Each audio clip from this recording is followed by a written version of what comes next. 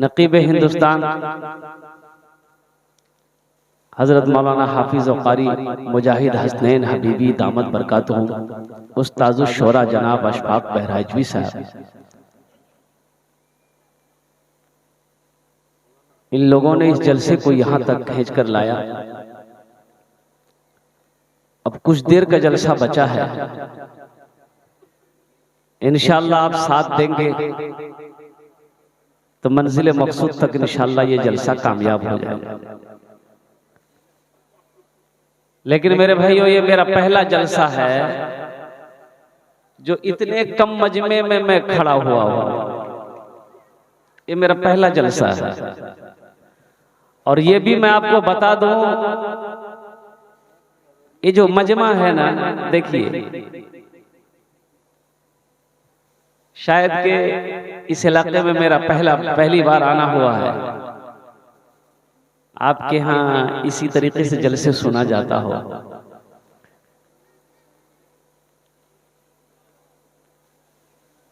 मैं कलकत्ता से, बिहार से भी, आज तो मैं बिहार से आया। रात में प्रोग्राम बिहार में था, ट्रेन पकड़ा, शताब्दी हावड़ा आया, वहां से ट्रेन पकड़ा, आपकी बारगाह तक आया। मैं वहां से चलकर आप यहां तक पहुंचा हूं।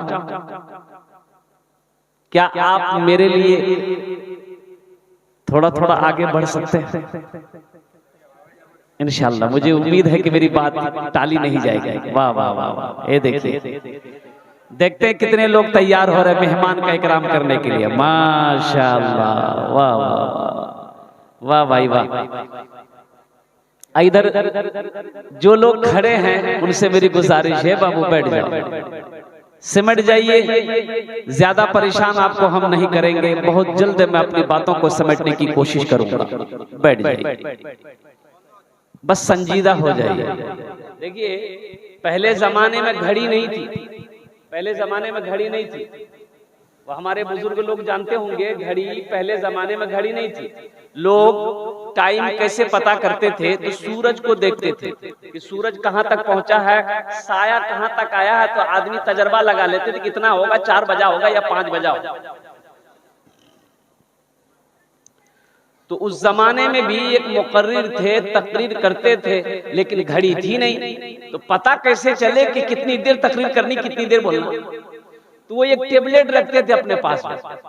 जब भी तकरीर करने खड़े होते बैठते तो एक टेबलेट मुंह में रख लेते थे। 1 घंटे में वो टेबलेट मुंह में घुल जाती थी, ये समझ जाते थे मेरा टाइम पूरा हो गया, 1 घंटा हो गया, माइक छोड़ देते थे, कुर्सी से नीचे उतर जाते थे। एक बार टेबलेट रखे, तकरीर शुरू किए, 1 घंटा हो गया, 1.5 घंटा हो गया, 2 घंटा हो गया, ना मुंह में टेबलेट घुल रही है, ना ये माइक छोड़ रहा है। एक आदमी उठ के चला गया, बोला कि इतनी लंबी तकरीर नहीं सुन पाएगी। एक नौजवान बैठा रह गया, तो हजरत ने पूछा कि बेटा सब चला गया, तुम क्यों नहीं गए? इससे पता चलता है कि मेरी तकरीर तुमको अच्छी लगी। तो नौजवान बोला कि नहीं, ऐसी बात नहीं है। बोला फिर क्या बात है? तो नौजवान बोला कि दरअसल बात यह है कि जिस कुर्सी पे बैठ के आप तकरीर कर रहे हैं वो कुर्सी मेरी है, जल्दी उठिए, हम कुर्सी लेकर घर जाएंगे। तो हजरत ने सोचा कि भाई रोजाना ये टेबलेट भूल जाती थी, आज क्यों नहीं भूली। मुंह से जब टेबलेट निकाले तो देखते कि टेबलेट की जगह शेरवानी का बटन चला गया। इंशाअल्लाह ज्यादा परेशान आपको नहीं करेंगे, 1 घंटे के अंदर में मैं अपनी बात को समेटने की कोशिश करूंगा। ये हमारे हजरत हाफिज व कारी मौलाना मोहिदुल इस्लाम साहब दामद बरकातुहू, इनकी ख्वाहिश थी, इनका हुक्म था कि नहीं, जलसे में आपको शिरकत करनी है। अल्लाह ने इस जलसे में शिरकत का मौका इनायत किया। और दुआ करें कि अल्लाह मेरे बोलने को, आपके सुनने को अपनी बारगाह में कबूल अता फरमाए। बददुआइया कलिमात है, तौबा करके उठना, कबूलियत की घड़ी है। बस बहुत तेजी के साथ मैं आपको ये पैगाम पहुंचाना चाहता हूं।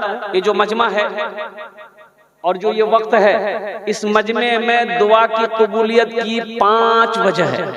कितनी वजह है बोलिए? सबसे पहली वजह मैं आपको बता दूं, उलमा फरमाते हैं कि जिस मजलिस में 40 मुसलमान हो, जिस मजलिस में 40 मुसलमान हो, उन 40 में से एक अल्लाह का वली होता है। सुभान अल्लाह, बोला सुभान अल्लाह। होता है तो यहाँ 40 मुसलमान नहीं है, कई 100 मजमा बैठा हुआ है, ना जाने कई अल्लाह के वली यहाँ पर बैठे होंगे। तो जिस मजलिस में अल्लाह का वली हो, वहाँ दुआ मांगी जाए तो वो दुआ अल्लाह रद्द नहीं करते, बल्कि उस दुआ को अल्लाह पाक अपनी बारगाह में कबूल फरमाते हैं। सुभान अल्लाह। दुआ की कबूलियत की दूसरी वजह मैं आपको बता दूं, उलमा फरमाते हैं जिनकी दाढ़ियां सफेद हो जाए, जिनके बाल सफेद हो जाए, जब वो दुआ के लिए हाथ फैलाता है अल्लाह को शर्म आती है, उसकी दुआ को अल्लाह रद्द नहीं करते बल्कि अपनी बारगाह में कबूल फरमाते हैं। सुभान अल्लाह। सारे बुजुर्ग यहाँ बैठे हुए हैं। और तीसरी वजह मैं आपको दुआ की कबूलियत की बता दूं, ये छोटा छोटा मासूम बच्चा देख लीजिए, रात 1 बजने को है, इनकी आंखों में नींद नहीं है, ये बच्चा जन्नती है। ये बच्चा क्या है बोलिए?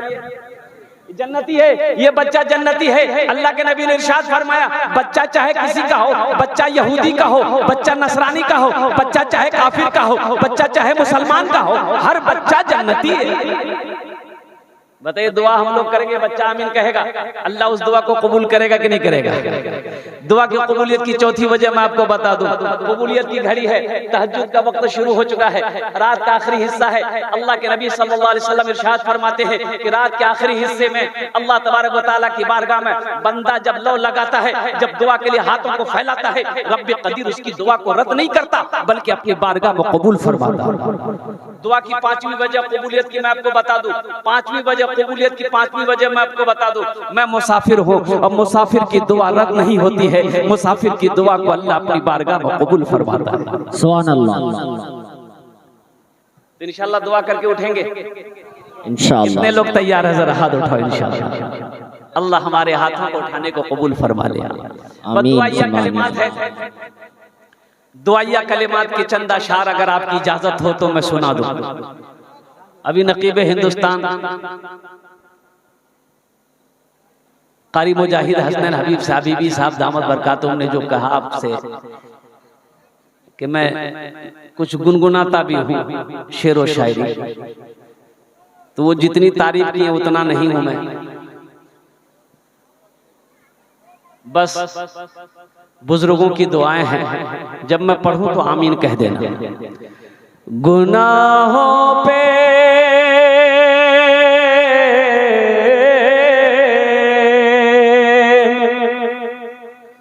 गुनाहों पे हूँ शर्मिंदा, इलाही दरगुजर कर दे। वहां देखिए सुभान अल्लाह बोल रहा, आमीन बोलना चाहिए, सुभान अल्लाह बोल रहा। कहाँ आमीन बोलना है, कहाँ सुभान अल्लाह बोलना है? भाई आमीन की जगह आमीन बोलो, सुभान अल्लाह की जगह सुभान अल्लाह बोलो। सर में दर्द है तो टेबलेट खाओ, ना के गर्दने उड़ा के फेंक दो। आमीन बोलबे ना। गुनाहों पे हूँ शर्मिंदा, इलाही दरगुजर कर दे।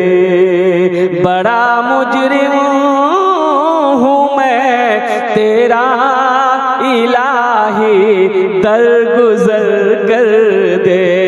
आमीन बोले तो अल्हम्दुलिल्लाह। बड़ा मुजरिम हूँ मैं तेरा, इलाही दरगुजर कर दे। खता कोई नहीं छोड़ी, कोई सियां नहीं छोड़ा, खता कोई नहीं छोड़ी, कभी सियां नहीं छोड़ा। बस अब करता हूँ मैं तौबा, इलाही दरगुजर कर दे। बड़ा मुजरिम हूँ मैं तेरा, इलाही दरगुजर कर दे। खिलौना हाथ का पुने बना रखा है शैतान ने,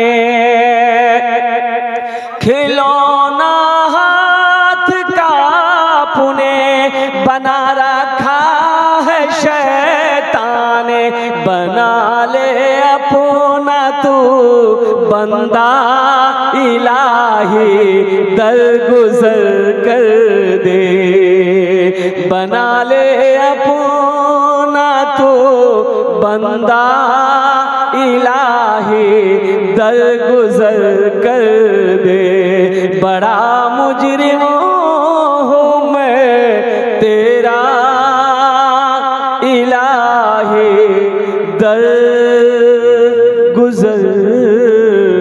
कर दे। आमीन बोले तो अल्हम्दुलिल्लाह। बुखारी शरीफ की हदीस है, अल्लाह के नबी जनाब मोहम्मद रसूलुल्लाह सल्लल्लाहु अलैहि वसल्लम इरशाद फरमाते हैं कि बनी इसराइल के जमाने में, बनी इसराइल में एक बहुत बड़ा बदमाश, बहुत बड़ा कातिल आदमी था। 99 आदमी को मार चुका था, 99 आदमी को कत्ल कर चुका था। कितने आदमी को मारा बोलो?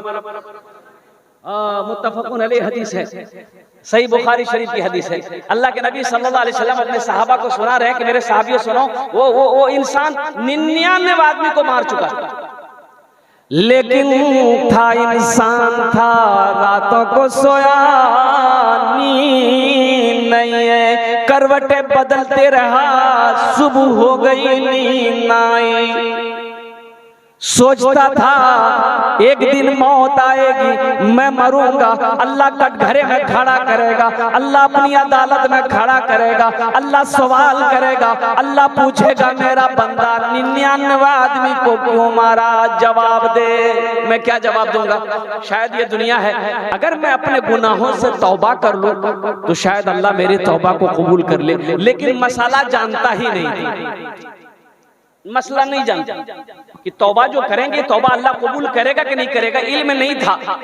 तो एक राहिब के पास पहुंचा, आबिद था, राहिब था, राहिब के पास पहुंचा, जाकर बैठा है। राहिब ने पूछा भाई क्या बात है, क्या कहां से आया? मैं फला जगह से आया। क्या बात है? बोला एक मसला पूछनी है। बोला पूछो। तो इस आदमी ने कहा कि हजरत मैं 99 आदमी को अब तक मार चुका हूँ। तो उस राहिब ने कहा गिल्ला 99 आदमी को मार दिया था, अब यहाँ क्या करने आया? बोला हजरत मसाला यही पूछने आया हूँ कि अब मैं तौबा करना चाहता हूँ, क्या अल्लाह मेरी तौबा कबूल करेगा? तो उस राहिब ने कहा शर्म करो, शर्म करो, 99 आदमी को मार के तौबा करने आया, तेरी तौबा हरगिज कबूल नहीं होगी। इस शख्स ने कहा अच्छा कबूल नहीं होगी? बोला नहीं होगी। बोला अच्छा, निकाला तलवार। बोला जब तौबे कबूल नहीं होगी तो 99 आंकड़ा कह रहेगा, हम सेंचुरी क्यों मानेंगे, 100 पूरा क्यों नहीं करेंगे? अब वो राहिब का गर्दन उड़ा दिया। कितने हो गए? 100 हो गए। कुछ दिन और गुजरा, कुछ महीने गुजरे, फिर तड़प उठी, फिर रातों को नींद नहीं है, दिल बेचैन है। सोचा कि मैं किसी आलिम से पूछता हूं, मैं किसी आलिम से पूछूंगा। बहुत दूर सफर करके एक आलिम के बारे में पता चला कि एक आलिम फला जगह है। कई दिन सफर करने के बाद उस आलिम के पास पहुंचा, जाकर के अदब से सामने में बैठा। उस आलिम ने निगाह उठाकर देखी उसकी तरफ, निगाह उठा के देखा, कहां से आया? बोला हजरत कई दिनों के सफर करके मैं आपकी बारगाह तक आया हूँ, सिर्फ एक मसला पूछनी है। बोला पूछो। बोला हजरत मैं 100 आदमी को मार चुका हूँ, 100 आदमी को मार चुका हूँ, अब मैं तौबा करना चाहता हूँ, क्या अल्लाह मेरी तौबा कबूल करेगा? उस आलिम ने अपनी निगाह को उठा के कहा कि हाँ जरूर करेगा, तौबा का दरवाजा खुला है। सुभान अल्लाह, बोले माशाअल्लाह। तौबा का दरवाजा खुला है, तेरी तौबा कबूल हो जाएगी। लेकिन सुनो, ये तेरी तौबा यहाँ कबूल नहीं होगी। वो बस्ती देख रहा है, कहा हजरत देख रहा हूँ, क्योंकि चला जाओ उसी बस्ती में अल्लाह वाले लोग रहते हैं, नेक लोग रहते हैं, सोमो सलात के पाबंद लोग रहते हैं, अल्लाह के बरगजीदा नेक परहेजगार मुत्तकी लोग रहते हैं, नमाजी लोग रहते हैं। उनकी सोहबत में चला जा, उनकी सोहबत में रहकर अल्लाह की बारगाह में तौबा कर लेना, अल्लाह तेरी तौबा को अपनी बारगाह में कबूल कर लेना। अब बताया गया ये शख्स बड़ा खुश हुआ कि मेरी तौबा को अल्लाह कबूल करेगा। और वो हजरत से मिलके, हजरत की बस्ती से, आलिम के बस्ती से जैसे ही कुछ कदम निकला होगा, चला होगा, ठोकर लगी, ठोकर लगी, यूं मुंह के बल गिरा। हदीस के लफ्ज़ हैं कि यूं मुंह के बल गिरा, ये दोनों हाथ ऐसे लंबा, पेट के बल गिरा, और फिर उठना चाहा, उठ ना पाया, जिस्म साकित हो गया। अल्लाह अकबर कबीरा, जिस्म शुरू परवाज कर गई, हाथ ठंडा हो गया, सांसें रुक गई, आंखें बंद हो गई, जिसमें से रूह परवाज कर गया। वो शख्स इंतकाल कर गया। सफर है लंबा, कोई साथी नहीं मिलता, अकेला है दूल्हा, कोई बाराती नहीं मिलता, अकेला है दूल्हा, कोई बाराती नहीं मिलता। जहन्नम के फरिश्ते आ गए, इसे मैं जहन्नम में लेके जाऊंगा, 100 आदमी को कत्ल करने वाला है। जन्नत के फरिश्ते आ गए कि नहीं नहीं, इसे मैं जन्नत में लेकर जाऊंगा। ये सही है कि 100 आदमी का कातिल है ये, लेकिन ये तौबा करने जा रहा था। सुभान अल्लाह, बोला तमाशा, तौबा करने जा रहा था। अब बताए हदीस के लफ्ज ये हैं, ये दोनों फरिश्ते आपस में बहस कर रहे थे। जहन्नम वाले कह रहे थे जहन्नम में लेके जाएंगे, जन्नत वाले कह रहे थे जन्नत में लेके जाएंगे। अल्लाह ने तीसरे फरिश्ते को भेजा, तीसरे फरिश्ते को भेजा कि उन दोनों से को बहस ना करे, जमीन को मापे, जमीन को नापे, जमीन को मापे। जिस जगह मरा है वो जहां से निकला है उसका जिस्म, और वो जहां जा रहा था तौबा करने, वहां की जमीन नापो। अगर जो बस्ती तौबा करने जा रहा था उसके जिस्म से अगर वो बस्ती करीब हो गई तो वो जन्नत में दाखिल होगा। अब जिस बस्ती से अभी निकला ही है उसी बस्ती के करीब अगर उसका जिस्म होगा वो जहन्नम में जाएगा। मैं लास्ट में बताने की कोशिश करूंगा कि ये शख्स अभी तो इस बस्ती से निकला ही था, वो बस्ती तो बहुत दूर थी। जन्नत में गया कि नहीं गया, ये जन्नत के अंदर में दाखिल हुआ कि नहीं हुआ, इंशाअल्लाह आप तैयार तो हैं भाई? हाँ हाँ हाँ, अच्छा साउंड आ जाएगा इंशाअल्लाह। मशीनरी सामान है, कभी कभी तेज है कभी कम है। अल्लाह माइक बड़ा अच्छा है, इसका नंबर ले लेंगे, कभी कलकत्ता इसको जरूर बुलाएंगे। नहीं माइक अच्छा है, और अच्छा माइक है। मौजूद सामीन इकराम, इसलिए मेरे बच्चों, मेरे नौजवानों, तौबा करके उठना, जिंदगी का कोई भरोसा नहीं है, इसलिए बताया गया कुर्बान जाओ। हमारे अकाबिरीन फरमाते हैं कि रात में जब बिस्तर में सोया करो तो दिन पूरे दिन का मुहासबा करके सोया करो कि आज पूरे दिन मैंने किस किस काम में लगाया है। किसी की गीबत तो नहीं करी है, किसी की चुगली तो नहीं करी है, किसी को गाली तो नहीं दिया, किसी से झगड़ा तो नहीं किया, किसी की बेईमानी तो नहीं किया। दिन का मुहासबा करो और तौबा करके बिस्तर में सो, ना जाने ये आंख खुले या ना खुले। कोई गारंटी है? अभी मैं आपको बता दूं, ये ताजा खबर है। इस खबर को मैं आपको बता दूं, 11 दिन हुए, हाँ 11 दिन हुए, 11 दिन हुए। एक नौजवान 24 साल का लड़का, और शादी करने वो जिम खटता था। उसकी बॉडी मैं बताऊं आपको, ये बॉडी था हमारे जैसे। अगर वो खड़ा किया जाए तो हमारे जैसा वो 2-3 निकलता। 24 साल का नौजवान, शादी की बात तय हुई, बारात गया, बीवी को लेके आया, एक रात गुजारा बीवी के पास। सुबह हुई, सीने में दर्द हुआ। अब वो सीने में दर्द हुआ, नौजवान लड़का था, उसको उन्होंने वो समझा नहीं कि क्या दर्द है। पानी वगैरह पिया, कम नहीं हुआ। मेडिकल से एक दवाई ली, खाया, दर्द आराम नहीं मिला। पास में हॉस्पिटल है, ये पूर्णिया बिहार में पूर्णिया। ओ चला गया डॉक्टर के यहाँ, डॉक्टर ने कहा भाई एडमिट होना होगा, हॉस्पिटल में आपको एडमिट करना हो, एडमिट होना होगा। वो बेचारा एडमिट हुआ, 1 घंटा नहीं गुजरा, इंतकाल कर गया। डॉक्टर को बात समझ में नहीं, आखिर इसको हुआ क्या?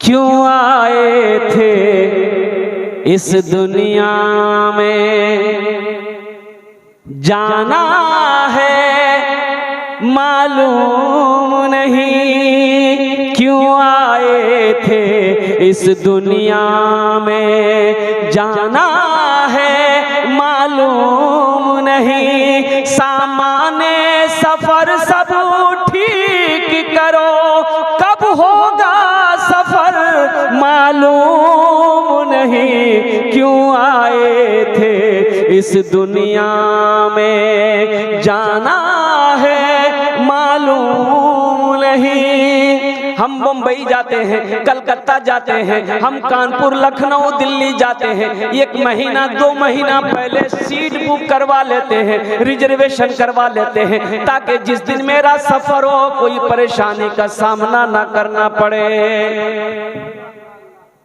भाई परेशानी का सामना ना करना पड़े, टिकट एकदम रिजर्वेशन है, बुक है, और जिस दिन का सफर होगा उस दिन आराम से हम स्टेशन पहुंचेंगे। गाड़ी आएगी, रुकेगी, और डिब्बे के अंदर घुसेंगे। जहां मेरी बर्थ है उस बर्थ पे चादर बिछाकर, एक चादर ओढ़कर सो जाएंगे। और कुर्बान जाओ, टीटी आएगा, वो आराम से जगाएगा। बोला टिकट, बोला आपने बता दिया, उन्होंने कलम चला दिया कि अब सो जाओ, तुम्हें डिस्टर्ब करने वाला कोई नहीं है, इसलिए कि तुमने महीनों पहले इसका इंतजाम इंतजाम किया था। अल्लाह अकबर कबीरा। तो हम ये कहते हैं मेरे नौजवानों, तुम दिल्ली, पंजाब, कलकत्ता जाने के लिए 1 महीना पहले टिकट बनाते हो, फिर तो लौट कर आना है। जहां जाना है कभी लौट कर नहीं आना है। करोड़ों अरबों साल जहां रहना है, वहां का टिकट कब बनाओ भाई? वहां का टिकट कब बनाओ? इंशाल्लाह बनाएंगे टिकट वहां का? हाथ उठाओ इंशाल्लाह, कितने लोग बनाएंगे? इस घर को बेहतर बनाए हो, जिस घर में रहना है 2 दिन, इस घर को बेहतर बनाए हो, जिस घर में रहना है 2 दिन, जिस घर में हमेशा रहना है, कैसा होगा वो घर मालूम नहीं, क्यों आए थे इस दुनिया में, जाना है मालूम नहीं। सामान्य सफर सब ठीक करो, कब होगा सफर मालूम नहीं, क्यों आए थे। ए बाबू, ए बेटा बैठ, बोसो बाहर वालों को। अच्छा, ये नहीं लगा है? ये तकरीर कर रहे थे, नौजवान खड़ा हुआ, मैंने कहा क्या हुआ? बोला है, बोले बैठो, बैठ गया। 10 मिनट का फिर खड़ा हुआ, मैंने कहा क्या हुआ? बोला हजरत बहुत जोर से लगा। हमने कहा बेटा कुछ देर और बैठ जा, तकरीर खत्म होने वाली है। कुछ देर के बाद मेरी तकरीर खत्म हो गई, बैठा हुआ है, तो मेरी नजर पड़ी, तो मैंने इशारा किया कि जाओ। बोला नहीं जाएंगे। तो मैंने कहा कहीं नहीं जाएगा? तो नौजवान बोला क्या करने जाएंगे? जो करने जा रहे थे यही होगी, अब जाने की जरूरत नहीं है। दिल जमी के साथ, इत्मीनान और सुकून के साथ बैठो। देखिए बताया गया, अल्लाह के नबी जनाब मोहम्मद रसूलुल्लाह सल्लल्लाहु अलैहि वसल्लम इरशाद फरमाते हैं कि एक आदमी का 3 दोस्त था। कै दोस्त थे बताओ? 3 दोस्त। अल्लाह के नबी इरशाद फरमाते हैं कि 3 साथी था, 3 दोस्त था। जब उसका आखिरी वक्त आया तो तीनों दोस्त को बुलाया कि भाई इधर आओ, देखो मेरा आखिरी वक्त है, मेरा आखिरी वक्त है, तुम मेरी क्या मदद कर सकते हो? क्या तुम मेरा साथ दे सकते हो? दूसरे से कहा भाई तुम मेरी क्या मदद कर सकते हो? तुम मेरा दोस्त हो, तुम मेरी मदद कर सकते हो। तीसरे से भी कहा, तो पहले ने कहा कि भाई दोस्त देखो, तुमने हमको दोस्त बनाया है, लेकिन हम तुम्हारी इतनी मदद कर सकते हैं कि जैसे तुम बीमार हो जाओगे, महंगे से महंगे हॉस्पिटल में हम तुम्हारा इलाज करवा देंगे, महंगी से महंगी दवाई खरीद कर तुम्हें हम खिला देंगे, इसके अलावा हम कुछ नहीं कर सकते।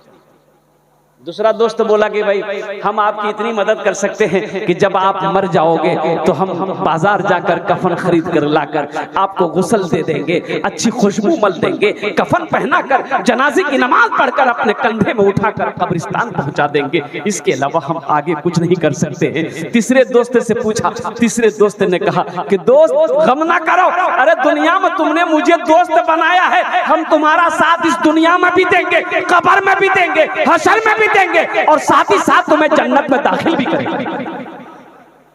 अल्लाह के नबी सल्लल्लाहु अलैहि वसल्लम इरशाद फरमाते हैं कि जानते हो वो पहला दोस्त कौन था? वो पहला दोस्त बेटा था, बीवी थी, भाई थे, रिश्तेदार लोग थे। वो लोग यही कहे कि भाई हम इतना कर सकते हैं कि जब तुम मर जाओगे हम तुम्हें कफन पहना देंगे, गुस्ल दे देंगे, जनाजे की नमाज पढ़कर कंधे में उठाकर कब्रिस्तान तक पहुंचाकर मिट्टी दे देंगे, इसके अलावा कुछ नहीं कर सकते। और दूसरा दोस्त बोला वो कौन था? जो महंगी दवाई खरीद कर खिलाने को तैयार था, महंगे हॉस्पिटल में दिखाने को तैयार था, वो माल था, वो दौलत थी, वो पैसा था।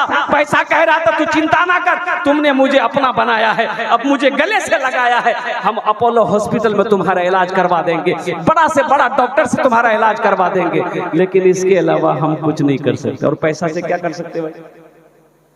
और कुछ कर सकता पैसा?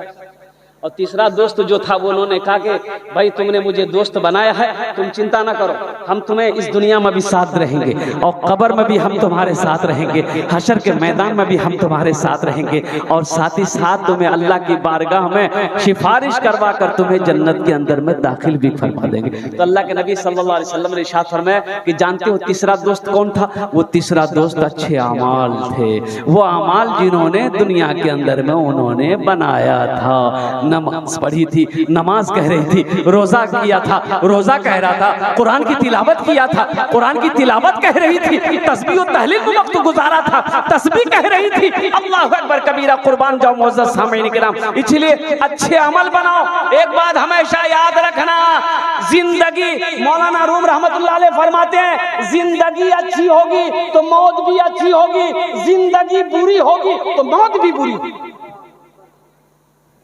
जिसकी जिंदगी अच्छी हो उसकी मौत भी अच्छी होती है, और जिसकी जिंदगी गंदगियों में गुजरा हो, जिसकी जिंदगी गुनाहों में गुजरा हो, उसे अच्छी मौत आ नहीं सकती है। अल्लाह के नबी ने इरशाद फरमाया, अच्छी मौत की दुआ मांगा करो, अच्छी मौत की दुआ मांगा करो। तो मेरे भाइयों बताइए कि एक नाले में देखा कि लाश पड़ी है, मोहल्ले वाले जमा हो गए। भाई मोहल्ले वाले जमा हो गए, ये लाश किसकी है भाई? ऐसा मालूम हो रहा है, लाश को देखकर मालूम हो रहा है कि 2 से 3 दिन मरे हुए हो गया इस शख्स को। ओ लोग जमा हो गए, उस लाश को बाहर निकाला, पहचान कर रहा है कि लोग पहचानो तो सही, लेकिन किसी ने पहचान ना पाया। बोला कि भाई लाश की शक्ल बिगड़ चुकी है, पहचान में नहीं आ रहा है कि किस बस्ती का, किस इलाके का आदमी है। और कुर्बान जाइए मुअज़्ज़ज़ सामीन किराम, लोग बड़ा पेशो पेश में रहे, पूर्व जवार की बस्तियों के लोग भी क्या कहते, आगे उस लाश को देखने की कोशिश करें, भाई आखिर है कौन, ये है कौन, लेकिन पहचान में नहीं आ रहा, कोई पहचान नहीं पा रहा है। तो अब मसला यहां पर यह खड़ा हो गया कि भाई कोई पहचान नहीं पा रहा है, तो अब पता नहीं कि ये इधर का है कि उधर का है, ये इधर का है कि उधर का है। आप समझ रहे मेरी बात को ना चेहरे पे दाढ़ी है, ना इस्लामी लिबास है। लोग पेशो पेश में भाई समझ में नहीं आ रहा ये इधर का है कि उधर का है। बोला ऐसा करो, इसका आइडेंटिटी कार्ड निकालो, आधार कार्ड निकालो। पॉकेट में हाथ दिया था, आधार कार्ड निकला। आधार कार्ड बोला इसका नाम देखो, नाम से पता चल जाएगा। जब आधार कार्ड निकाला तो उसमें लिखा हुआ था बाप का, इस मरने वाला का नाम है राजा। राजा, राजा तो इधर भी है उधर भी है भाई, राजा इधर भी है उधर भी है। बोला इसका बाप का नाम देखो, इसका बाप का नाम था खाजा। बोला समझे में नहीं आया, बात तो समझ में नहीं आई। तो लोगों ने कहा कि भाई अब क्या करोगे, एक रास्ता है, एक रास्ता है पहचानने का, वो आखिरी रास्ता है। वो क्या है हम नहीं बोलेंगे, आप लोग समझ रहे हो। क्या नौजवानों, तुम ये चाहते हो कि हमारी शनाख्त, हमारी पहचान मरने के बाद लोग इस तरह करें कि नाम से हमारी पहचान ना हो, शक्ल सूरत से हमें पहचाना ना जाए, लिबासों से हमारी पहचान ना हो, हमारी शर्मगाह को खोल कर लोग देखेंगे कि ये मुसलमान है कि नहीं है, ये नबी का कलमा पढ़ने वाला है कि नहीं है, ये दीन का दाई है कि नहीं। कहाँ गए वो मुसलमान अगले जमाने वाले, कैसर और किसरा की गर्दनें झुकाने वाले, खुद ना खाते थे औरों को खिला देते थे, ऐसे थे मोहम्मद के घराने वाले। कहाँ गए वो नौजवान? आज तो हमारे बच्चों को, हमारे नौजवानों को मोबाइलों से फुर्सत नहीं है, व्हाट्सएप से फुर्सत नहीं है, फेसबुक से फुर्सत नहीं, कुरान की तिलावत कौन करेगा?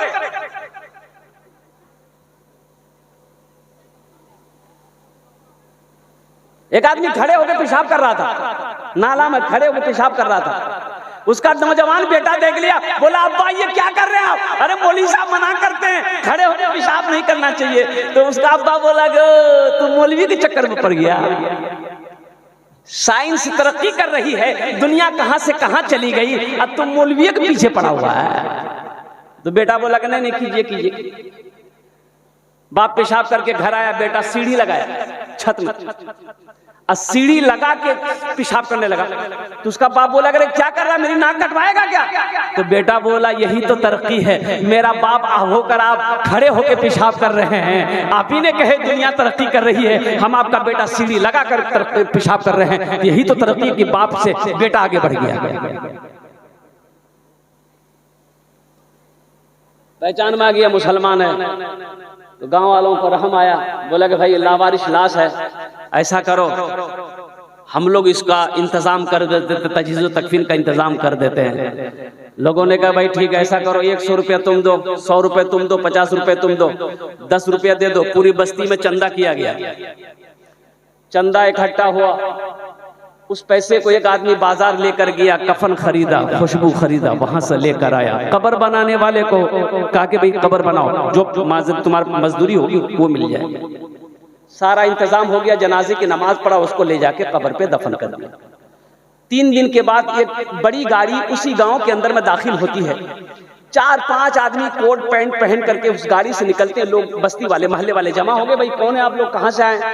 तो उन लोगों ने कहा भाई मुझे पता चला है कि किसी लावारिश लाश को आपने दफनाया है इस बस्ती में। बोला हाँ, 3 दिन पहले एक लावारिश लाश मिली थी और उसको हम लोगों ने देखा कि कोई जानने पहचानने वाला है नहीं, हम लोगों ने चंदा करके उसके कफन का इंतजाम किया और जनाजे की नमाज पढ़ के दफन कर दिए। एक लड़का उसमें ज़ारो कतार रोने लगा। तो पूछने वालों ने, गाँव वालों ने पूछा कि भाई उस मरने वाले से तुम्हारा क्या ताल्लुक है, क्यों रोते हो तुम, इतना खूबसूरत नौजवान? तो नौजवान ने कहा कि वो मरने वाला कोई और नहीं, वो मेरा बाप था, और जिस आदमी को आप लोगों ने चंदा का कफन दिया है वो कोई ऐरा गहरा आदमी नहीं था।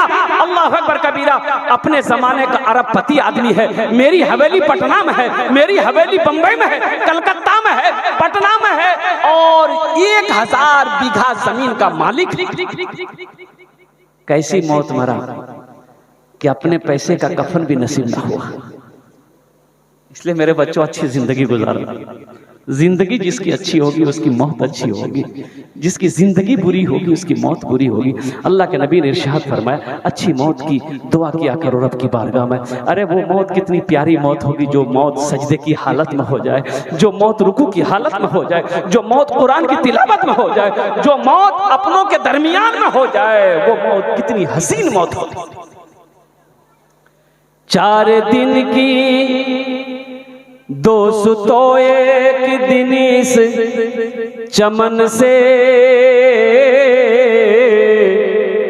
आशियाना उठाना पड़ेगा।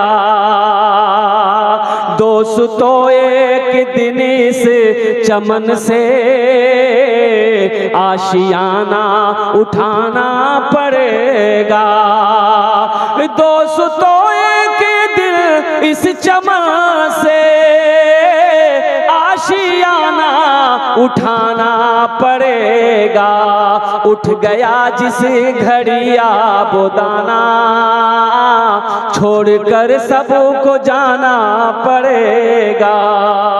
उठ गया जिस घड़िया वो दाना, छोड़कर सबको जाना पड़ेगा। कब्र में फेंक देगा जमाना, फेंक कर लोग होंगे रवाना। अल्लाह के नबी इरशाद फरमाते कि दुनिया की हकीकत मकड़ी का एक पर के, मच्छर की एक पर के बराबर नहीं है। इस दुनिया की हकीकत, ये दुनिया मकड़ी का पर है। अल्लाह अकबर का मकड़ी का जाला है। इस दुनिया अंधेर दुनिया से निकलो मेरे भाइयों, अपनी आंखों को खोलो, आखिरत को सामने रखो, आखिरत को सामने रखो। आज तो आलम यह है कि कुरान मेरे घर में रखा हुआ है, लेकिन तिलावत से हम महरूम। सोचो तो सही, आज कहाँ हैं हम शिकायत करते हैं कि हजरत देखिए ना, मेरा 4 बेटा है, सऊदी में रहता है, मेरा बेटा बम्बई में रहता है, दिल्ली में रहता है, पैसे आते हैं लेकिन बरकत नहीं है, खेत का अनाज आता है बरकत नहीं है।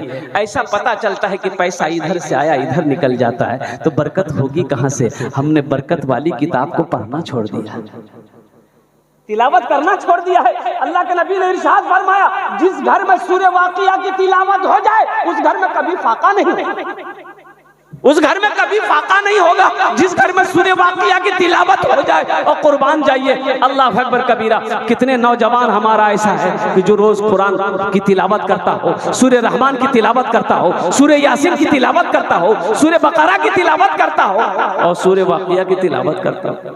और सुनो, आयतल कुर्सी कहती है, बड़ी प्यारी आयत है, आयतल कुर्सी कहती है, वो आयतल कुर्सी अल्लाह अकबर कबीरा, जिस आयत में मेरे अल्लाह की शान है, अल्लाहु ला इलाहा इल्ला हुवल हय्युल क़य्यूम ला ताख़ुज़ुहु सिनतुन वला नौम लहू मा फ़िस समावाति व मा फ़िल अर्द मन ज़ल्लज़ी यशफ़अु इंदहु इल्ला बिइज़निहि यअलमु मा बैन अयदीहिम व मा ख़ल्फ़हुम वला युहीतूना बिशैइन मिन इल्मिहि इल्ला बिमा शाअ वसिआ कुर्सियुहुस समावाति वल अर्द वला यऊदुहु हिफ्जुहुमा वहुवल अलियुल अज़ीम। ये आयत कहती है कि जो रात में मुझे 3 मरतबा पढ़ लेगा, कै मरतबा पढ़ेगा बोलो?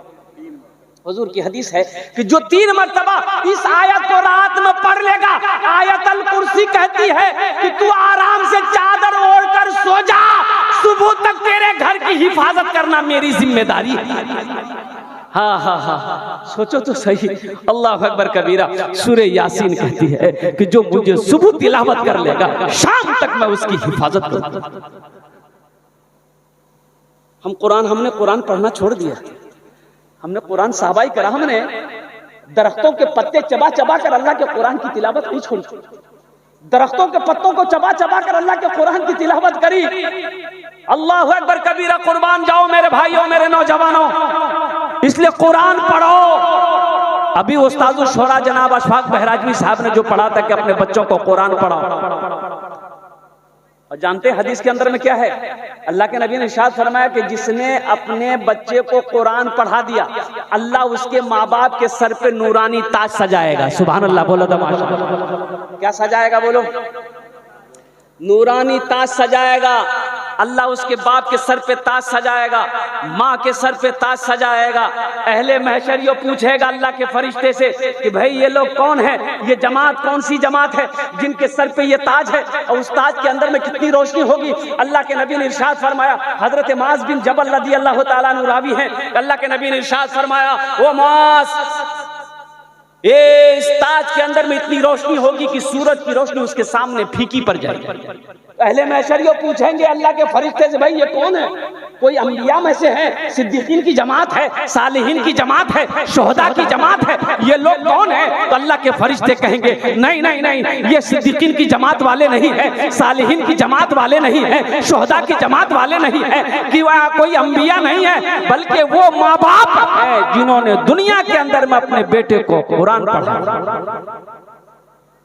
जिन्होंने दुनिया के अंदर में अपने बच्चे को कुरान पढ़ाया, जिन्होंने दुनिया के अंदर में अपने बच्चे को हाफिज कुरान बनाया, जिन्होंने दुनिया के अंदर में अपने बेटे को आलिम दीन बनाया था, ये वो माँ बाप हैं जिनके सरों पे अल्लाह ताज पहनाएगा।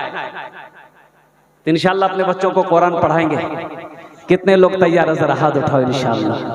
हाँ हाँ हाँ, हशर के मैदान में वो लोग भी हसरत से अफसोस करेंगे, हाथों को मलेंगे, काश हम भी अपने बेटे को हाफिज कुरान बनाए होते, काश हम भी अपने बेटे को कुरान पढ़ाए होते, आलिम दीन बनाए होते, तो आज मेरे सर पे भी अल्लाह ताज सजाता, आज मेरे सर पे भी ताज होता। कुर्बान जाओ, जिसका बेटा हाफिज कुरान हो गया उसका मकाम क्या कहना है?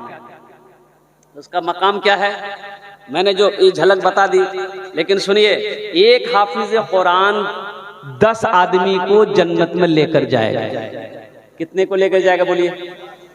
10 आदमी को लेकर जाएगा। किसको लेकर जाएगा? जिसके ऊपर में जहन्नम वाजिब है, जिसके ऊपर में फरमान मिल गया, अल्लाह का फरमान जारी हो गया, ये जहन्नम में जाएगा, जहन्नम में जाएगा, जहन्नम में जाएगा। जहन्नमी लोग जहन्नम में है, ये अल्लाह का मेहमान हाफिज कुरान को अल्लाह हुक्म देगा, कुरान पढ़ता जा, कुरान पढ़ता जा। और एक रिवायत में है कि ये हाफिज कुरान कुरान पढ़ता जाएगा, इसका दर्जा और इसके बाप का दर्जा को अल्लाह बुलंद करता चला जाएगा।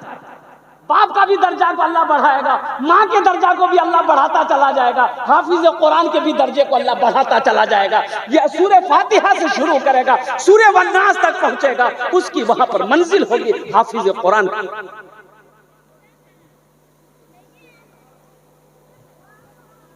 तो जहन्नम वाले देख रहे होंगे, जहन्नम से देख रहे होंगे ये हाफिज कुरान, ये हाफिज कुरान रुकेगा, ठहर जाएगा, ठहरेगा, रुकेगा, ओ देखेगा, तो अल्लाह कहेगा क्या हुआ, जा आगे बढ़, जन्नत में जा।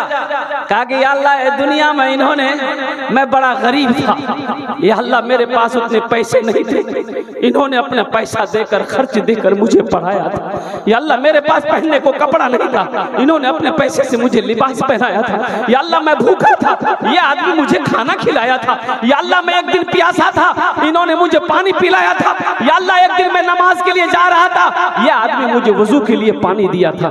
तो मेरा अल्लाह कहेगा जा, जिसको तू चाहेगा, जिसके हाथ को पकड़ेगा हम उसे जन्नत के अंदर में दाखिल कर देंगे। सुभान अल्लाह। तो बताया कि हाफिज कुरान 10 जहन्नमी को जन्नत के अंदर में दाखिल करेगा, और एक आलिम बामल, एक आलिम कितने लोगों को जन्नत में लेकर जाएगा? 400 आदमी को जन्नत में लेकर जाएगा। सुभान अल्लाह, बोला दो माशाअल्लाह। एक आलिम दीन 400 आदमी को जन्नत में लेकर जाएगा, एक हाफिज कुरान 10 आदमी को जन्नत में लेकर जाएगा। अब वो जिसको चाहेगा उसको लेकर जाएगा। ये चचा हो, मामा हो, खाला हो, खालू हो, फुफ्फा हो, भाई हो, पड़ोसी हो, मोहल्ला वाला हो, जिसको जानता हो उसको भी ले जा सकता है, वो जिसको नहीं जानता है उसको भी ले जा सकता है। वो जिसको चाहे, हाफिज कुरान जिसको चाहे जन्नत में लेकर जा सकता है। 10 आदमी को जन्नत में लेकर जाएगा। तो क्या आप नहीं चाहते हैं कि हाफिज कुरान मेरा दोस्त बन जाए? भाई हाफिज कुरान से दोस्ती करेंगे भाई, जो हाफिज। और सुनिए, एक हदीस में आपको सुनाता चलूं। यमन का हाकिम हजरत मुआज बिन जबल को अल्लाह के नबी ने बनाया कि मुआज तुम यमन चले जाओ, हाकिम बना दिया, तुम यमन के हाकिम, सफर की तैयारी शुरू करो। हजरत मुआज बिन जबल सफर की तैयारी मुकम्मल कर चुके, अब सुबह निकलना है, मदीने पाक की सरजमीन है। हजरत मुआज बिन जबल सारी तैयारी से लेस है। अल्लाह के नबी तशरीफ लाए, इरशाद फरमाए मुआज सफर के लिए तैयार हो? कहा कि या रसूल अल्लाह मैं तैयार हूँ। कहा कि सवारी पे बैठ जाओ। ऊंट को इशारा किया, ऊंट बैठ गया। तो अल्लाह के नबी ने फरमाया मुआज ऊंट पर बैठ जाओ, मुआज ऊंट पर बैठ जाओ। हजरत मुआज अल्लाह के नबी का हुक्म का सुनना था, ऊंट पर बैठ गया, ऊंट खड़ा हुआ।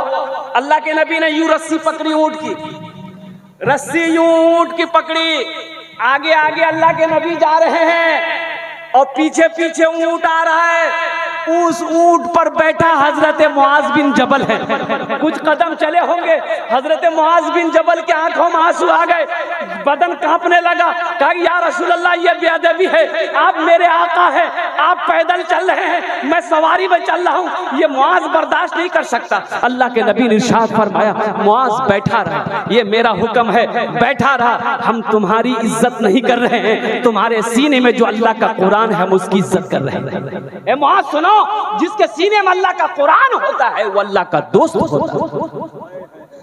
जिसके सीने में अल्लाह का कुरान होता है वो अल्लाह का दोस्त होता है। तो मेरे भाइयों, हाफिज कुरान की इज्जत कीजिए, हाफिज कुरान का इकराम कीजिए, उलमा इकराम का इकराम कीजिए, उनकी खिदमत कीजिए, उनकी दुआएं लीजिए। इसलिए कि देखिए बाज लोग उलमा इकराम से बुग़्ज़ रखते हैं, अल्लाहु अकबर कबीरा, मदरसों से बुग़्ज़ रखते हैं। भाई मदरसा में आप मदद नहीं करेंगे, ताउन नहीं करेंगे, ये मदरसा कैसे चलेगा? जानते हैं मस्जिद अल्लाह का घर, मदरसा रसूलुल्लाह का घर। मस्जिद अल्लाह का घर है, मदरसा रसूलुल्लाह का घर है। अल्लाह के नबी जब मदीना हिजरत फरमा कर तशरीफ ले गए, मस्जिद नबी की बुनियाद रखी, मस्जिद नबी के कोने में एक मदरसा खोला अल्लाह के नबी ने। पढ़ने वाले कौन थे? सहाबाए कराम थे। पढ़ाने वाले इमामुल अंबिया थे। और वो किताब कौन सी किताब? अल्लाह का कुरान था, अल्लाह का कुरान था। तो मेरे भाइयों, हाफिज कुरान को दोस्त बनाओगे? कितने लोग बनाओगे? जरा हाथ उठाओ, इंशाअल्लाह हम दुआ करेंगे। अल्हम्दुलिल्लाह, शायद यही बच्चा मेरे हाथों को पकड़कर जन्नत के अंदर में दाखिल कर दे। ज्यादा नहीं, आप लोगों ने चंदा पहले भी दे दिया है, हम 500 रुपया से मांगेंगे। हालांकि अगर मैं चंदा भी करता, अल्हम्दुलिल्लाह जनाब मोहिदुल इस्लाम साहब दामद बरकातुहू, इनको पता नहीं है, अल्हम्दुलिल्लाह तो काफी लोग तैयार हो जाते। ऐसे ऐसे शेर इस मजमे में मौजूद है। मुझे 5 आदमी चाहिए, 500 रुपए वाले इस मदरसे के लिए। अल्हम्दुलिल्लाह, वाह वाह वाह। भाई एक कागज कलम ले लीजिए, थोड़ा नाम लिखते जाइए। मुझे 5 आदमी चाहिए इंशाअल्लाह। है कोई दूसरा नौजवान? एक भाई मेरा और तैयार हुआ है, दूसरा भाई है, माशाअल्लाह। नाम लिखते जाइए, जल्दी जल्दी लिखिए, माशाअल्लाह। भाई तीसरा भाई मेरा कोई है? भाई तीसरा भाई मेरा वहां हाथ उठाए, माशाअल्लाह। देखिए चौथा भाई मेरा, वो भी आ गए। भाई एक भाई और तैयार हो जाइए। 5 भाई हो, मैंने 5 आदमी को मांगा है, मैं 5 आदमी के लिए दुआ करूंगा। एक भाई देखिए इधर से हाथ उठा रहे हैं, हजरत ये देखिए हाथ उठा रहे हैं, माशाअल्लाह। 500 रुपए, ज्यादा नहीं हम मांग रहे हैं। ये देखिए इशारा कर रहे हैं, देखिए भाई ले लीजिए, भाई ले लिए, ले लिए। जिनके पास नगद है नगद दे दिया, नगद नहीं है तो उधार लिखा दी माशाल्लाह। भाई 5 आदमी हुए, 5 आदमी और जुड़ जाइए इंशाल्लाह। 10 आदमी कम से कम जुड़िए थे मेरे भाई, 500 रुपए वाले। देखिए ये वो मजमा है, ये सखी लोग हैं कि यहाँ अगर मैं 20,000, 25,000-50,000 से भी शुरू करता तो इंशाल्लाह बात खाली नहीं जाती, कोई ना कोई अल्लाह का बंदा तैयार हो जाता। अल्हम्दुलिल्लाह सखी लोग हैं, देने वाला है, लेने वाला होना चाहिए था। छठे नंबर पे कोई एक आदमी भाई तैयार हो जाए, भाई 500 रुपए देने वाला इंशाल्लाह। एक हाफिज कुरान को अपना दोस्त बना लो, 500 रुपए ज्यादा नहीं, हम आपसे सिर्फ 500 रुपए का सवाल किए। और कोई लोग हैं देने वाले, भाई जल्दी जल्दी आइए ना। वो देखिए एक भाई मेरा पॉकेट में हाथ दिया है माशाल्लाह, हे देखिए आइए जल्दी जल्दी आइए। 10 आदमी तैयार हो जाइए।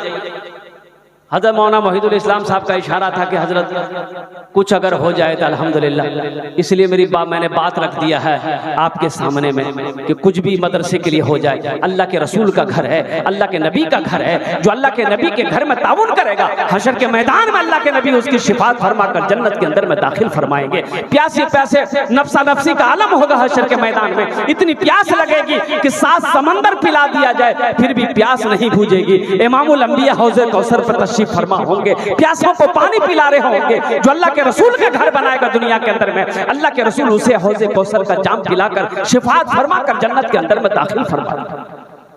आइए भाई आइए। और कोई भाई हैं? भाई हम ज्यादा नहीं मांगे आपसे, सिर्फ 500 रुपए का सवाल है। और कोई मेरा भाई नगद है नगद दे दो, नगद नहीं तो कम से कम 10 आदमी तैयार हो भाई। 10 आदमी हुए भाई? 10 आदमी नहीं हुए, क्या आदमी हुए? 6 आदमी हुए भाई। 4 आदमी और चाहिए भाई। जबान से बात निकल गई है, कंजूसी बखीली मत कीजिए। 500 रुपया से क्या होने वाला है? चौक चौराहे में 500 रुपए लेके दुकान में बैठिए, यूं खत्म हो जाएंगे, पता नहीं चलेगा, पता ही नहीं चलेगा किधर चला गया। आज ये पैसा यहाँ दे दोगे, अल्लाह के बैंक में जमा हो जाएगा। कहाँ जमा होगा बोलिए? अल्लाह के बैंक में जमा हो जाएगा। और सुनिए, ये पैसा आप मौलाना मोहिदुल इस्लाम साहब के हाथों में नहीं दे रहे हैं, नहीं, ये पैसा पहले अल्लाह के हाथ में जाता है। हदीस के लफ्ज यही है कि जब कोई बंदा अल्लाह के रास्ते में किसी को कुछ देता है, ताउन करता है, मदद करता है, तो वो पैसा, वो माल, वो चीज सबसे पहले अल्लाह के हाथ में जाता है, फिर किसी के हाथ में आता है।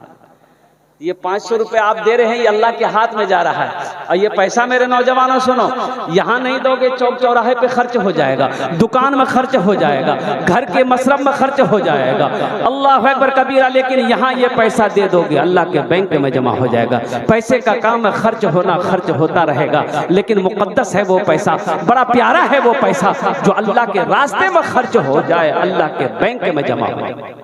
अच्छा इंशाल्लाह 500 रुपए वाले आ गए भाई। 100-200 रुपए वाले हैं कोई जिसके जेब में 100-200 रुपया करके हो? इंशाल्लाह है भाई, है 100-200 रुपया है?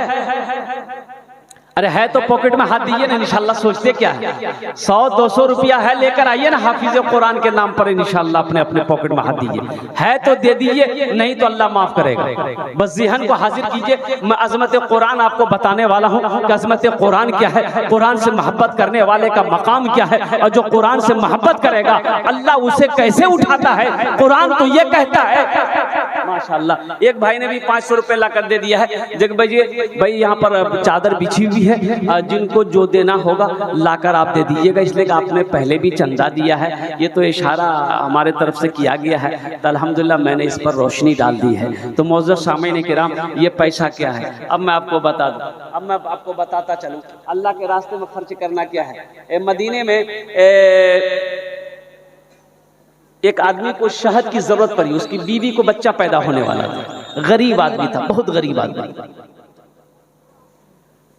बीवी को बच्चे की विलादत का वक्त करीब है, दर्द ज़ेब में मुब्तला है, लेकिन उस वक्त शहद चाहिए।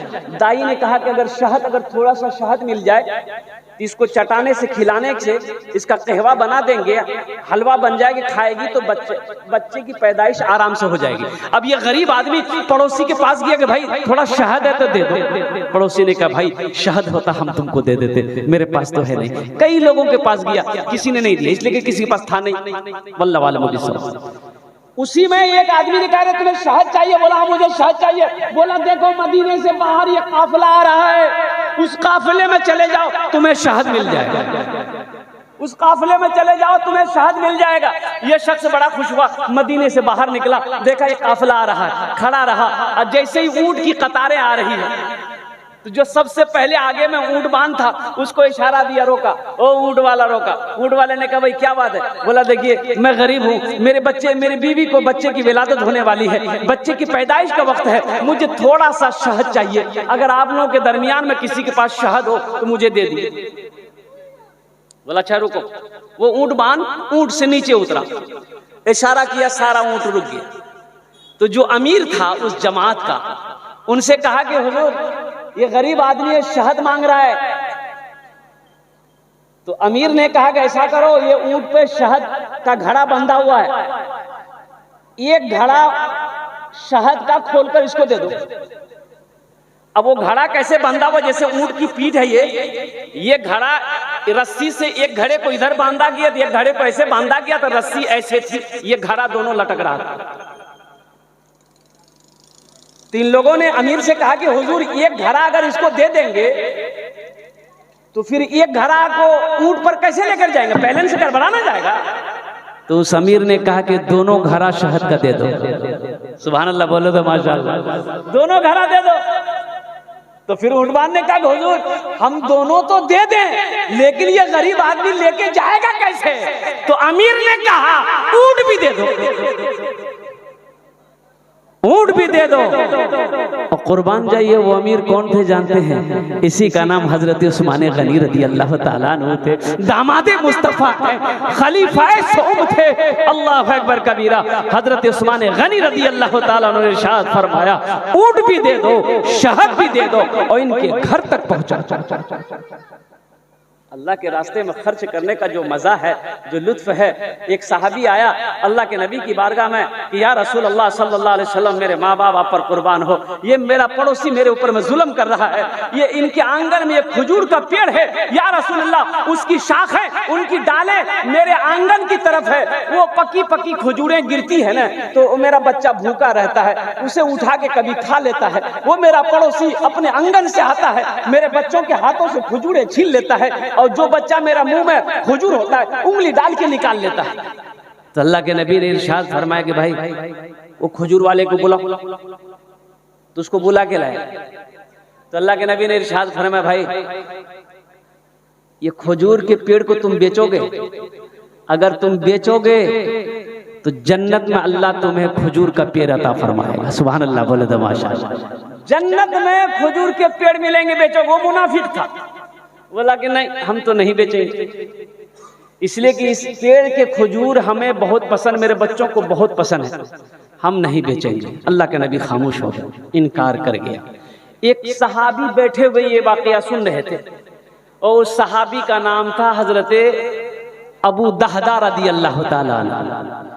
वो जो मुनाफिक उठ के चला गया, तो ये हजरत अबू दहदा ने कहा अल्लाह के नबी से कि या रसूल अल्लाह, वो जो बात आपने उनसे कही कि वो अगर बेच देगा तो उसके बदले में जन्नत में अल्लाह खजूर का पेड़ देगा, तो ये हुक्म किसी के लिए भी है? तो अल्लाह के नबी इरशाद फरमाया हाँ, जो खरीद कर देगा उसके लिए भी यही हुक्म है।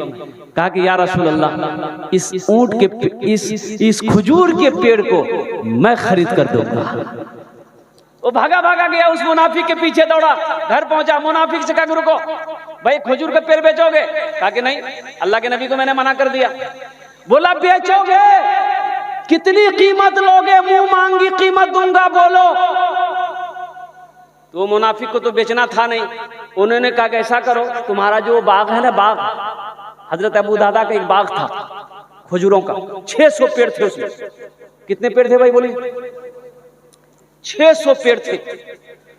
इस मुनाफिक ने कहा कि दादा बेचेंगे, लेकिन वो जो तुम्हारा बाग है ना जिसमें 600 पेड़ लगे हुए, वो बाग हमें दे दो, ये पेड़ ले लो। तो हजरत अबू दादा ने कहा कि पक्का पक्का, अपने कौल पे पक्का हो, मैं तैयार हूं तुम्हारा एक पेड़ खरीदने के लिए। 600 क्या, अगर मेरे 5 बगीचे होते तो मैं तुझे देकर उस पेड़ को खरीद लेता। बात डन हो गई। वो मुनाफिक भी बड़ा खुश हो गया कि टेढ़े मेरे खजूर के पेड़, एक पेड़ को मैंने बेच दिया और 600 पेड़ मुझे मिल गए। हजरत अबू दादा की बीवी उसी बागीचे में रहती थी, बच्चे भी रहते थे उसी बागीचे में। हजरत अबू दादा दरवाजे पे गए, अंदर भी नहीं गए, बाहर ही दरवाजे पे आवाज लगाए, अपनी बीवी को आवाज दिया कि ऐसा करो बागीचे से निकल जाओ, मैंने इस पेड़ को, मैंने इस बागीचे को बेच दिया है, जन्नत में खजूर के पेड़ के बदले में मैंने बीवी भी बड़ी खुश हो गई। हजरत अबू दादा के पॉकेट में जो पैसा था, जो दिरहम थे खजूर के बेचे हुए, वो पैसा भी निकाल कर उसी बगीचे के अंदर में रख दिया। अल्लाह के नबी की बारगाह में आया, कहा कि या रसूल अल्लाह, मैंने वो पेड़ खरीद लिया है। अल्लाह के नबी मुस्कुराते हैं, इरशाद फरमाते हैं, अबू दादा सुनो, तुमने वो पेड़ खरीद कर मुझे दे दिया है तो सुनो, मेरा फैसला भी अब बदल गया है। मैं अपनी आंखों से देख रहा हूं कि अल्लाह तेरे लिए जन्नत में लाखों महल को तैयार कर रखा है। मेरे भाइयों, मेरे नौजवानों, अल्लाह के रास्ते में खर्च करना सीखो, अल्लाह के रास्ते में देना सीखो। ये मदरसों में मदरसे में पढ़ने वाले बच्चे, जानते हो इन बच्चों का मकाम क्या है? ये बच्चे जो मदरसे में पढ़ते हैं, इनका मकाम क्या है? ये बच्चे वो बच्चे हैं, अगर दुआ के लिए हाथ फैला दे तो जमीन और आसमान के दरमियान में कोई पर्दा नहीं जो इसकी दुआ को रोक सके। अल्लाह कभी तौफीक दे तो मदरसे में वक्त गुजारिए, अल्लाह तौफीक दे 10 मिनट 5 मिनट के लिए मदरसे में बैठिए, ताकि अल्लाह आपके गुनाहों को माफ करे। आज़मत कुरान के बारे में बताया गया, ये ऐसी किताब है कि जिस किताब ऐसी किताब है कि ना ऐसी किताब आई है ना सुबह क़यामत तक कभी ऐसी किताब आए। दुनिया में कोई ऐसी किताब हो, बताइए हमको, कि जिस किताब को आदमी छू ले तो अल्लाह सवाब दे दे? है कोई किताब? है भाई कोई किताब है दुनिया में? ऐसी कोई किताब है कि जिस किताब को आदमी देख ले तो अल्लाह उसके गुनाहों को माफ कर दे? हुजूर की हदीस, अल्लाह के नबी ने इरशाद फरमाया, जो कुरान को देखेगा अल्लाह उसके गुनाहों को माफ करेगा। जो कुरान को देखेगा अल्लाह उसके गुनाहों को माफ करेगा। जो कुरान को छुएगा अल्लाह छूने का सवाब देगा। जो कुरान को सुनेगा अल्लाह सुनने का सवाब देगा। और जो कुरान को पढ़ेगा उसका मकाम क्या है? अल्लाह उसे जमीन से उठाकर आसमान की बुलंदी पे पहुंचा देगा। कुरान की तिलावत कीजिए, अपने बच्चों को कुरान पढ़ाइए, अपनी बच्चियों को कुरान पढ़ाइए, घर के अंदर में कुरान की तिलावत करवाइए। अल्लाह अकबर कबीरा। और साथ ही साथ अल्लाह तौफीक दे तो मदरसों के अंदर में ताउन कीजिए, मदरसों के बच्चों को एक वक्त का खाना खिला दीजिए। वहाँ के जो असातिज़ाए किराम हैं उनको दावत करके एक वक्त का खाना खिलाकर अपने पॉकेट में हाथ दो, जो भी मिले मुसाफा की शक्ल में उसके हाथों में दे दो। फिर देखो अल्लाह किस रास्ते से आपकी मदद करता है। अरे किसी को देने से घटता थोड़े, किसी को देने से घटता है, किसी को खिलाने से कम होता है। अल्लाह अकबर कबीरा। कुर्बान दे मौलाना मोहिदुल इस्लाम साहब दामद बरकातुन, ये मदरसा ये चला रहे हैं, मदरसा रहमानिया। अल्लाह अकबर कबीरा। अल्लाह के रसूल का घर है, अल्लाह के नबी का घर है। इस मदरसे में अगर 1500 रुपया महीना में अगर आप दे दोगे तो क्या आप गरीब हो जाओगे? आपका चूल्हा बंद हो जाएगा? आपका कारोबार बंद हो जाएगा? नहीं होगा। अल्लाह के नबी ने इरशाद फरमाया, जिस माल में से लोग अल्लाह के रास्ते में खर्च कर दे, कसम खाई अल्लाह के नबी ने, उस माल में कमी आ ही नहीं सकती है, उस दौलत में कमी आ ही नहीं सकती। न दौलत रहेगी न पैसा रहेगा, अकेले कब्र में तू लेटा रहेगा। न दौलत रहेगी न पैसा रहेगा, अकेले कब्र में तू लेटा रहेगा। न दौलत रहेगी न पैसा रहेगा, अकेले कब्र में तू लेटा रहेगा। छुट्टी तुझसे दुनिया की हर माल दौलत के 2 गज कफन में लपेटा रहेगा। न बेटी रहेगी न बेटा रहेगा, अकेले कब्र में तू लेटा रहेगा। इंशाल्लाह मदरसे की ताउन करेंगे, हाथ उठाएं इंशाल्लाह। अल्हम्दुलिल्लाह मदरसे की ताउन करेंगे, असातिज़ाए किराम की खिदमत करेंगे, उलमाए किराम की खिदमत करेंगे, आइम्माए मसाजिद की खिदमत करेंगे, हुफ़ाज़े किराम की खिदमत करेंगे। अल्लाह तौफीक देगा, अल्लाह के रास्ते में हमेशा खर्च करते रहेंगे। मेरा अल्लाह कहता है हमने तुम्हें माल दिया है, तुम खर्च करते रहो, तुम खर्च करते रहोगे, हम तुम्हें देते रहेंगे। अगर तुम रोक लोगे तो हम भी रोक लेंगे। अल्लाह का ऐलान है, हमने तुम्हें माल वाला बनाया है, हमने तुम्हें दौलत दी है, हमने तुम्हें पैसा दिया है, मेरे रास्ते में खर्च करते रहो, तुम खर्च करते रहोगे, हम तुम्हें अता करते रहेंगे, हम तुम्हें देते रहेंगे। अल्लाह के खजाने में किसी चीज की कमी नहीं है। और एक बात याद रखना, अल्लाह किसी का कर्जा नहीं रखता। अल्लाह किसी का, बोलिए भाई, कर्जा रखता अल्लाह? दुनिया के अंदर में, हदीसों के अंदर में है कि अल्लाह हर गुनाह माफ कर देगा, लेकिन अल्लाह कर्जा माफ नहीं करेगा। अल्लाह कर्जा माफ नहीं करेगा, जिसका कर्जा है वही माफ करेगा, जब भी अल्लाह माफ करेगा। इसलिए दुनिया के अंदर में किसी से कर्ज लो तो वापस कर दो, उसको अदा कर दो। अगर अदा नहीं कर सकते हो तो उससे माफी मांग लो, शायद कि कर्जा वाला माफ कर देगा, तो मेरा अल्लाह माफ कर देगा। नहीं, अगर कर्जा वाला नहीं माफ किया, आप कर्जा अदा किए बगैर मर गए, हशर के मैदान में आपकी नेकियां उसको दे दी जाएगी, फिर भी ये कर्जा अदा नहीं होगा तो वो जिसका कर्जा उसका गुनाह आपके सरों पर रख दिया जाएगा। अल्लाह किसी का कर्जा नहीं रखता। तो अल्लाह कुरान में कहता है, मन ज़ल्लज़ी युक़रिदुल्लाह क़र्दन हसना। कितने प्यारे अंदाज में अल्लाह कहता है मेरा कि मेरा कोई बंदा है जो मुझे कर्ज़े हसना दे दे, है मेरा कोई बंदा जो मुझे कर्जा दे। अल्लाह कर्जा मांग रहा है, किसके लिए मांग रहा है? हजरत उमर ने पूछा कि या रसूल अल्लाह, अल्लाह को तो पैसे की जरूरत नहीं है, वो खाने से पाक है, वो हर चीज से पाक है, अल्लाह किसके लिए मांग रहा है? तो अल्लाह के नबी ने इरशाद फरमाया, अल्लाह यतीमों के लिए मांग रहा है, गरीबों के लिए मांग रहा है, बेसहारों के लिए मांग रहा है, भूखों के लिए अल्लाह मांग रहा है कि तुम मुझे कर्जा दे दो, भूखों को खिला दोगे, नंगों को कपड़ा पहना दोगे, गरीबों की मदद कर दोगे, मदरसे में पढ़ने वाले बच्चों की मदद कर दोगे, समझो ये तुम्हारा मेरे ऊपर कर्जा है, इसका बदला हम इस जान में भी देंगे, आखिरत में भी अता फरमाएंगे। मेरा अल्लाह इन्हीं लोगों के लिए कर्जा मांग रहा है। मन ज़ल्लज़ी युक़रिदुल्लाह क़र्दन हसना, है मेरा कोई बंदा जो मुझे कर्ज हसना दे दे। ये 500 रुपया, 200 रुपया, 100 रुपया तुमने आपने दिया है, ये अल्लाह को आपने कर्जा दिया है। अल्लाह किसी का कर्जा नहीं रखता है, अल्लाह किसी का एहसान नहीं रखता है। और इसका बदला क्या मिलेगा? आओ अल्लाह के कुरान से पूछते हैं, अल्लाह के कुरान, ये हमने पैसा दिया है, इसका बदला क्या है? तो अल्लाह का कुरान कहता है, मन जा बिल हसनति फलहु अशरु अमसालिहा। मेरा अल्लाह कहता है, जो मेरे रास्ते में 1 रुपए खर्च करेगा, हम 1 के बदले 10। कितना मिलेगा 1 के बदले, बोलो भाई? और हदीसों के लफ्ज हैं कि अल्लाह 1 के बदले 70 अता फरमाएगा। अल्लाह 1 के बदले 70 देगा। और अल्लाह का वादा, इन्ना वादल्लाहि हक़्क़ुन, अल्लाह का वादा हक है, अल्लाह का वादा सच्चा है, अल्लाह का वादा पक्का। ये हमारा वादा नहीं, वादा खिलाफी हो सकती। ये मेरे रब का वादा है कि तुम 1 रुपए खर्च करोगे, हम 1 के बदले 10 देंगे। अल्लाह अकबर कबीरा। मेरे भाइयों, मेरे नौजवानों, अल्लाह दिया, माल दिया है।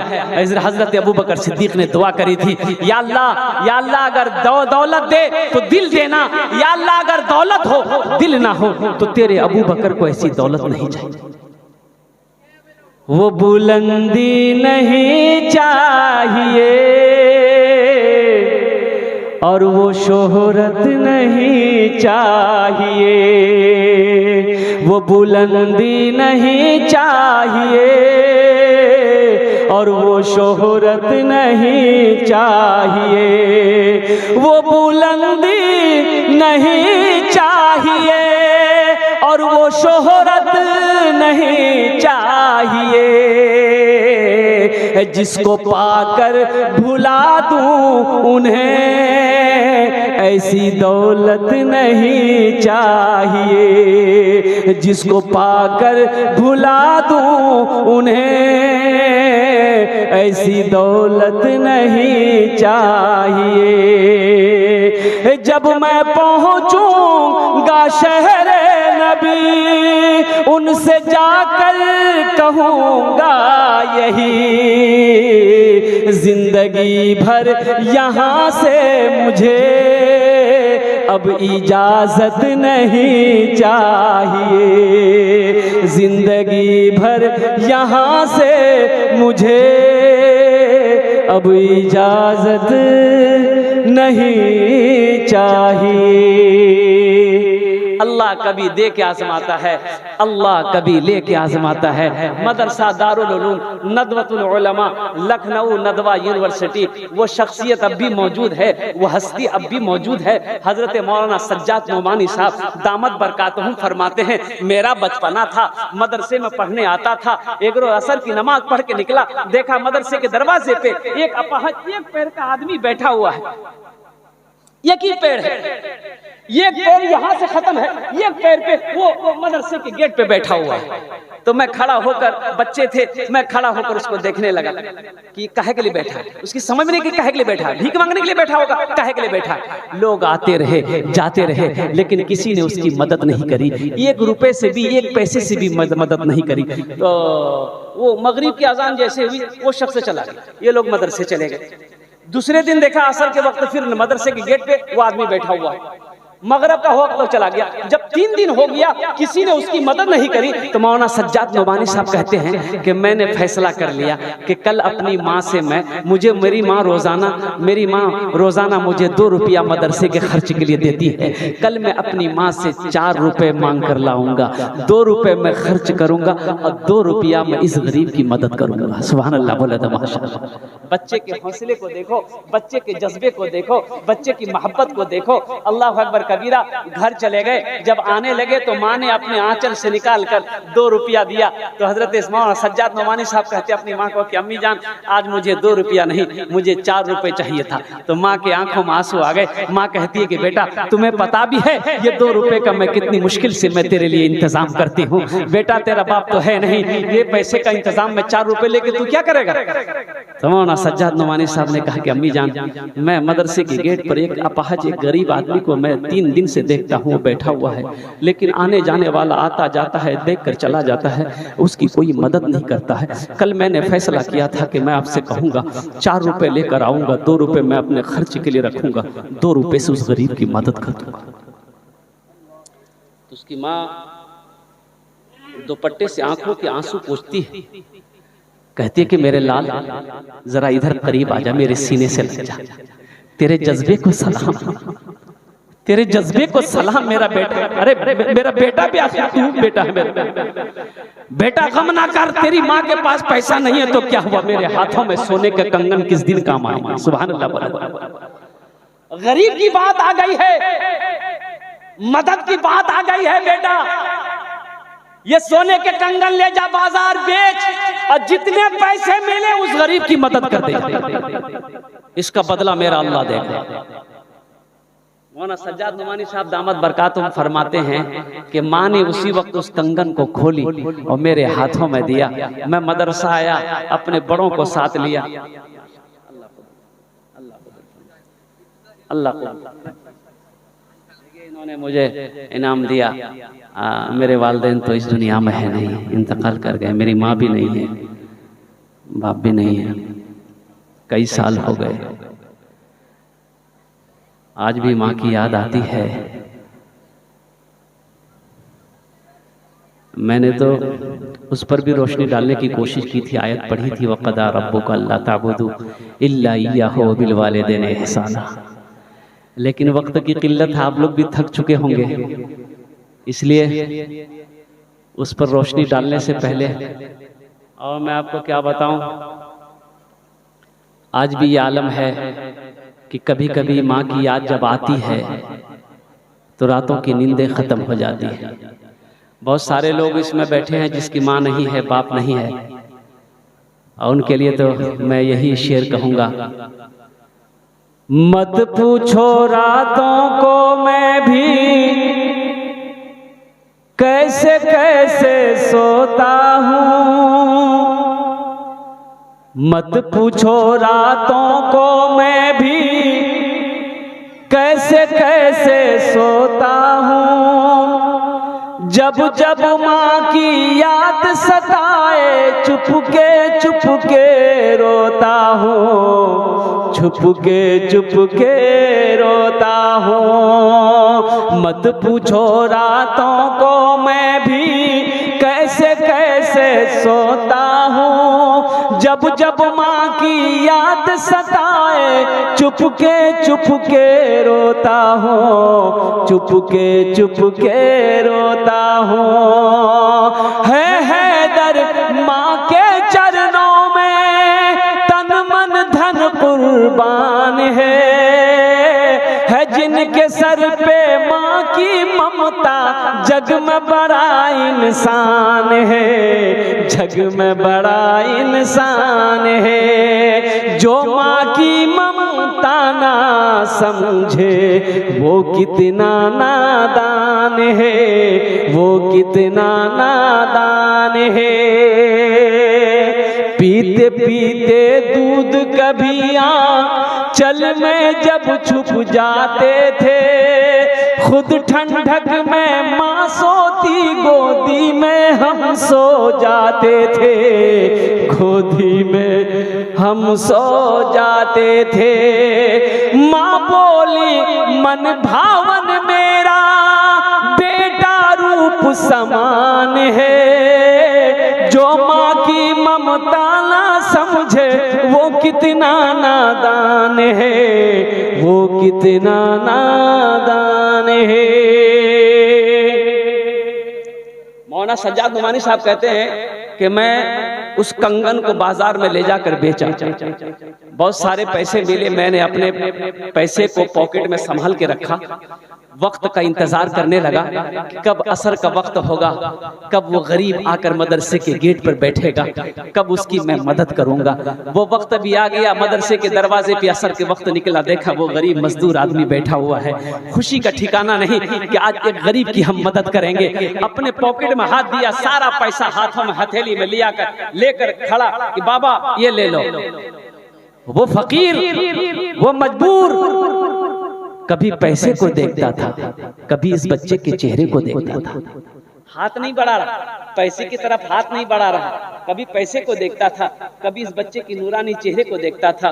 तो बच्चे ने कहा कि बाबा ले लो, तो बाबा ने कहा कि बेटा मैं फकीर नहीं, मैं मांगने वाला नहीं हूँ, मैं फकीर नहीं हूँ, मैं मांगने के लिए मदरसे के दरवाजे पे नहीं बैठा। तो बाबा फिर आप कौन हो? आप मदरसे के दरवाजे पे रोजाना आकर बैठते क्यों हो? तो उस गरीब ने कहा रोते हुए कि बेटा मैंने उलमा से सुना है कि मदरसा अल्लाह के रसूल का घर है, मदरसे में पढ़ने वाला बच्चा मेहमान रसूल है। बेटा हशर का मैदान होगा, नफ्सी नफ्सी का आलम होगा, अल्लाह के नबी हौजे कौसर पर तशरीफ फरमा होंगे। अल्लाह के नबी ने अगर पूछ लिया कि दुनिया में मेरे घर में पढ़ने वाले मेरे मेहमान रसूल की खिदमत करी थी, खाना खिलाया था, कपड़ा पहनाया था, पानी पिलाया था, तो बेटा सुनो मैं गरीब आदमी हूँ, मेरे पास एक ही पैर है, एक पैर से रिक्शा चलाकर मैं अपने अहलो अयाल की पेट को भरता हूँ, एक वक्त की रोटी मैं उसे खिलाता हूँ। बेटा मेरे पास उतना पैसा नहीं है कि हम दावत करके तुमको खाना खिला सके, मेरे पास पैसा नहीं है कि हम कपड़ा खरीद कर तुम्हें पहना सके। बेटा मैं अपना कीमती 1 घंटा वक्त निकाल कर इस दरवाजे पे मैं बैठा रहता हूँ ताकि तुम लोग मदरसे से आते रहो जाते रहो, हम तुम लोगों का चेहरे का दीदार करते रहे। हशर के मैदान में अल्लाह के रसूल को हम यही कह देंगे, या रसूल अल्लाह हम खिला तो नहीं पाए, पिला तो नहीं पाए, पहना तो नहीं पाए, लेकिन अपना 1 घंटा वक्त निकाल कर आपके मेहमान का चेहरे का दीदार कर। बड़े अकाबिरीन को ये बात पता चली मदरसे के अंदर में, वो लोग बाहर निकले, सीने से लगाया इस मजदूर को, अल्लाह अकबर कबीरा, अंदर ले गए, मसनद पे बिठाया, बड़ी खातिर तवाज़ो करी। तो मेरे भाइयों मेरे दोस्तों, अल्लाह के रास्ते में खर्च करने से माल बढ़ता है, किसी को खिलाने से माल बढ़ता है, खाने में अल्लाह बरकत देता है। और मदरसे अल्लाह के नबी, अल्लाह सुनो देखिए एक बात याद रखिएगा, ये मदरसे दीन के किले हैं। अच्छा भैया ये बताइए, आप मौलाना से कहां कहां भागेंगे, मदरसे से कहां कहां भागिएगा?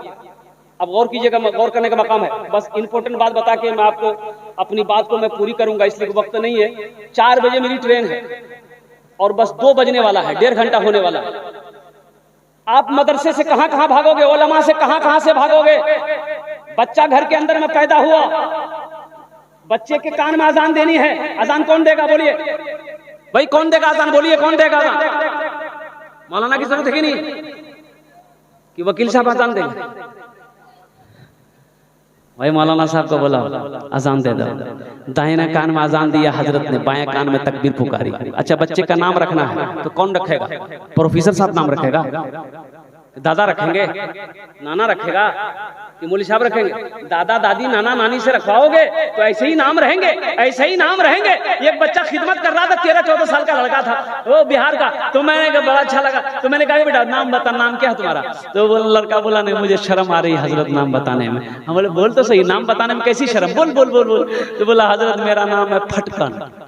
बोले फटकन ये कौन नाम है रे? तो बोला नहीं मेरा दादा नाम रखा था। तो हमने कहा कि तुम्हारा दादा का नाम क्या है? बोला मेरा दादा का नाम था लटकन। ठीक है तुम फटकते रहोगे वो लटकते रहेगा। एक निकाह पढ़ाने गए, लड़का का नाम लिख लिया, लड़की का नाम पूछे भाई लड़की का नाम बोलो। एक नौजवान बोला लिखिए, बोले बोलो, वो चुप हो गया। अपने साथी को बोला भाई तुम ही बोल दो, हमको भी शर्म आ रही। तो दूसरा सा लड़का बोला हजरत लिखिए, हम बोला बोलो, वो भी चुप हो गया। वो दूसरा तीसरे को बोला भाई तुम ही बोल दो, हमको भी शर्म आ रही है। तो तीसरा बोला हजरत लिखिए, हम बोला अल्लाह का बंदा बोलेगा भी कि खाली लिखिए लिखिए बोलो, नाम बताना लड़की का नाम क्या है? वो भी चुप हो गया। चौथे को बोला भाई तुम ही बोल दो, हमने बोले। चौथा भी नहीं बोला। एक दादा मियाँ बूढ़े मियाँ बैठे हुए थे, उनको बोला कि दादा आप ही बोल दिए। तो दादा मियाँ बोले कि हजरत का है गुस्सा रहे हैं, लिखिए लड़की का नाम। हम बोले बोलिए। बोला लिखिए लड़की का नाम है घोड़ी बेगम। हम बोले घोड़ी बेगम? ये घोड़ा घोड़ी की निकाह पढ़ाने आए हैं? ये घोड़ा घोड़ी का निकाह पढ़ाने के लिए आए हैं? कुर्बान जाओ मेरे भाइयों। देखिए वक्त की किल्लत है, ये मदरसा ही से पैगाम जाएगा। दीन मदरसे से फैलता है, मदरसे से फैलता है दीन। अच्छा बताइए, अब बच्चे का नाम रखना है, मौलाना साहब से रुजू करो, मुफ्ती साहब से, हाफिज साहब से, कारी साहब से रुजू करो, अच्छे नाम रखो। अल्लाह के नबी ने इरशाद फरमाया अपने बच्चे का अच्छा नाम रखो। नाम का जात पर असर होता है, जिसका नाम जैसा होगा वैसा वैसा बच्चे के अंदर में असरात पैदा होंगे।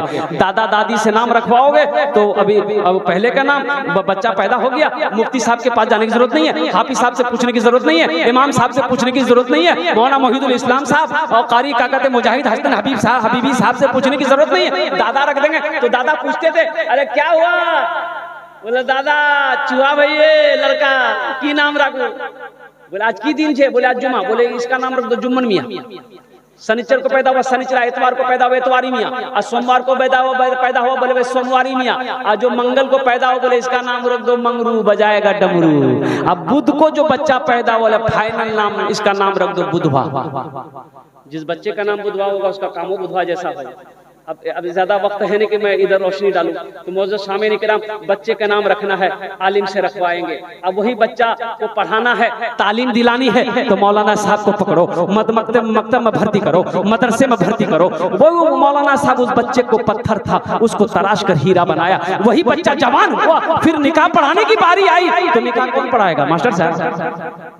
अरे बोलिए भाई निकाह कौन पढ़ाएगा? वकील साहब, इंजीनियर साहब, डॉक्टर साहब कौन पढ़ाएगा? मौलाना साहब पढ़ाएगा। अब देखिए ये बच्चा को निकाह पढ़ा दिया, यहाँ भी हजरत की जरूरत है। अब वही बच्चा बूढ़ा हो गया, मौत आ गई, मर गया, जनाजा रखा हुआ है तो जनाजा कौन पढ़ाएगा? डॉक्टर साहब। वहाँ भी मौलाना की जरूरत है। और सुनो हुजूर की हदीस सुनो, अल्लाह के नबी ने इरशाद फरमाया तुम अपने अमाल की बिना पर जन्नत में चले जाओगे, लेकिन जन्नत में भी आलिम की जरूरत पड़ेगी, जन्नत में भी मौलाना की जरूरत पड़ेगी। मेरा अल्लाह पूछेगा मेरे बंदो जन्नत में खुश हो? कहा कि अल्लाह हर नेमत मिल गई खुश है। तो अल्लाह पूछेगा नहीं एक नेमत बाकी है। लोग बोलेंगे एक नेमत बाकी, वो क्या है अल्लाह हम लोग को मालूम नहीं है। तो मेरा अल्लाह कहेगा जा अपने आलिम से पूछो जाके वो कौन सी नेमत बाकी। तो उस वक्त जन्नत में लोग ढूंढेंगे अरे भैया मौलवी साहब कहाँ जगह, हजरत कहाँ है, मुफ्ती साहब कहाँ है, हाफिज साहब कहाँ है, कारी साहब कहाँ है। जन्नत में ढूंढो जल्दी से, वहां भी जरूरत पड़ेगी। इसलिए अपने उलमा की कदर करो, अपने उलमा का एहतराम करो, अपने उलमा का इकराम करो। इंशाल्लाह करेंगे मेरे भाई। कितने लोग तैयार? जरा हाथ उठाओ। इंशाल्लाह अल्हम्दुलिल्लाह। इबादत करो तुम सदा अपने रब की, ये दुनिया किसी की हुई है न होगी। इबादत करो तुम सदा अपने रब की, ये दुनिया किसी की हुई है न होगी। इबादत करो तुम सदा अपने रब की, ये दुनिया किसी की हुई है न होगी, यहाँ पर किसी की बनी ना बनेगी, मिलेगी तो 2 गज ज़मीं ही मिलेगी, यहाँ पर किसी की बनी ना बनेगी, मिलेगी तो 2 गज ज़मीं ही मिलेगी। अब भी अगर किसी को कुछ देना हो, चाहते हैं कि 10, 20, 1 रुपया भी पॉकेट में है, हम चाहते हैं कि हर आदमी का हिस्सा आ जाए इसमें इंशाल्लाह। आप दिए हैं, देखते कितने लोग खड़े हो रहे हैं। देखिए हमारे हजरत हमारे पॉकेट में हाथ दिए माशाल्लाह। आइए तो इंशाल्लाह जिससे जो बन पड़े, 1 रुपया भी ये पॉकेट में है तो इंशाल्लाह 1 रुपए का भी सदका करेंगे। अल्लाह आपके इस 1 रुपए के सदके को भी अपनी बारगाह में कबूल फरमाए। आइए तो इंशाल्लाह कितने लोग तैयार है भाई? आइए जो आपसे जो बन पड़े इंशाल्लाह आप देते जाइए, फिर मैं अपनी जगह लेता हूँ। माशाल्लाह देखिए हमारे हजरत उठे, वाह वाह वाह। आइए जल्दी जल्दी जल्दी आइए, जो देना है दे दीजिए, है तो दे दीजिए, नहीं तो अल्लाह माफ करेगा, लेकिन पॉकेट में रखकर नहीं देना, ये बखीली है। और बखील की दोस्ती अल्लाह से नहीं हो सकती है। बखील चाहे जितना कुरान पढ़ ले, जितना रोजा रख ले, बखील चाहे जितनी नमाजें पढ़ ले, अल्लाह से उसकी दोस्ती नहीं हो सकती है। सामीन किराम, इन्हीं चंद कलिमात के साथ मैं अपनी गुफ्तगू को यही खत्म करता हूँ कि खुदा अगर जो चाहे तो दीदार होगा, खुलूस और मोहब्बत का इजहार होगा, रही जिंदगी तो फिर मुलाकात होगी, हमारी और आपकी कोई बात होगी। व आखिरु दावाना अनिल हम्दुलिल्लाहि रब्बिल आलमीन। अस्सलामु अलैकुम व रहमतुल्लाहि व बरकातुहू।